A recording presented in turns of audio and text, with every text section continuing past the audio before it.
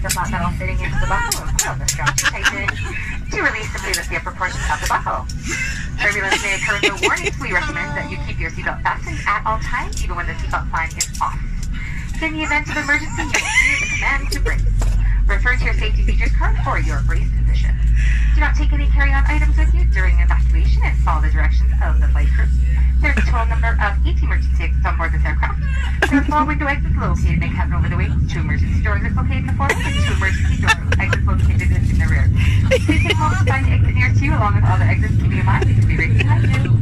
Should a power loss or emergency occur, floor level lighting will come on automatically, and all exits will be indicated by, you guessed it, illuminated exit sign. Now, should the cabin pressure change, full oxygen mask will automatically drop from the panel located above you. Remain seated and immediately pull the mask towards you to start the flow of oxygen. Place that right yellow mask over your nose and mouth, securing it behind your heavy elastic strap.